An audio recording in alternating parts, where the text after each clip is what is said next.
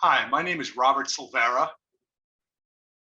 My path to becoming a dialysis patient began way back in 1999 when I was first diagnosed with type 2 diabetes and a blockage in my heart. So back then, I had a catheter placed and then put me on medications and everything for diabetes. Over the next almost 20 years, my diabetes was under control, then it was not under control, back and forth. I was doing some exercising, then I stopped and working too many hours at my second and third jobs, as you know, some of us always do. Finally, in 2017, I began dialysis. My kidneys had gone to the point where I needed to be on dialysis. I chose peritoneal dialysis.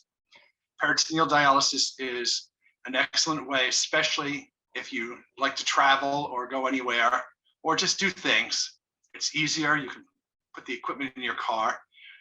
The good thing about PD is that there's no needles involved. You just have to have a catheter placed into your stomach, PD catheter, but it works with the same fluid that hemodialysis works. I was a principal when I started dialysis. When you're on peritoneal dialysis, what you have to do is be sure that when you're connecting to your catheter to the process, that nobody else is in the room, you're wearing gloves and mask. But once you're connected, the process takes approximately 45 minutes. During that 45 minutes, I'm still sitting at my desk and I'm able to have meetings with parents and teachers, and as a matter of fact, with students, because at my office was always very open door kind of idea. I had kids visiting me during lunch just to sit and talk. So very often the student who was maybe getting in trouble and was in my office would ask the question like, what's that over there hanging on the wall? Because it's when I'm in the middle of the process. And I was very open about it, explained, and the parents were very accepting of the whole process. If I ever had to get up immediately, like sometimes those emergencies happen at school, I was able to disconnect. You can disconnect from PD within a minute. And the good thing about PD, there's no blood involved. And I was able to do that at school and, all the time.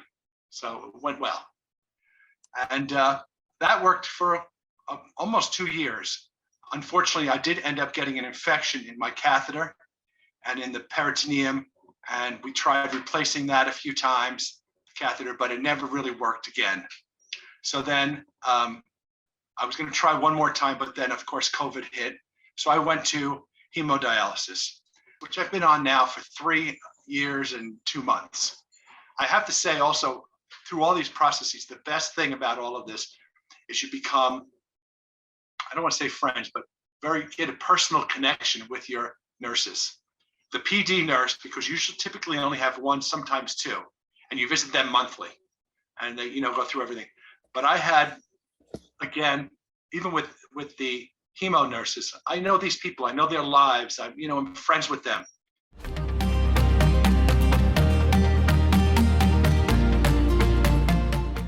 I decided to become a mentor because I really like to help people. In my job as an elementary school principal, that was my goal. So I thought I wasn't working anymore. I need to do something else with my time. So, and I like to talk. That's obviously a big, big deal. I like to talk. And so I thought I might as well talk to people.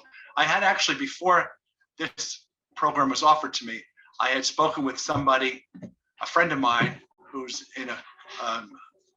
through another friend, that they were starting dialysis and they just had some questions.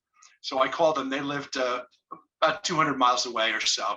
I called them and I, was able to help them get through, the beginning of this and what to expect. I think the fact that I've been on peritoneal dialysis, I've had the perm cath, and I'm also on hemodialysis. I think I have a lot of experience with that. And there's other things. I have also issues with my heart. I developed anemia a couple times, all through the process of this dialysis and kidney failure. So I have a lot of experience with that.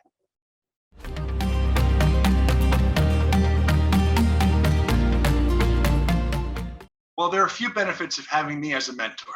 primarily, as I mentioned before, I've experienced PD, perm-cath, and hemo. But also, I've worked to get myself on the transplant list, and I continue to ask many questions of the healthcare workers, and I understand all of the processes involved in the dialysis process. I ask a lot of questions. I ask what each medication's for, what I expect. Sometimes we just say, doctor gives us something, we say, okay, good, I'll take it. But I ask questions about the machine. I ask questions about every aspect. And just as importantly, I'm working to get myself back on the transplant list. I'm currently on the list, but I'm inactive because of the heart issues. But I work diligently to get myself back on there with my cardiologist and the cardiologist from the transplant team. So I think that oomph that I give, asking questions, and show my enthusiasm for the whole process helps.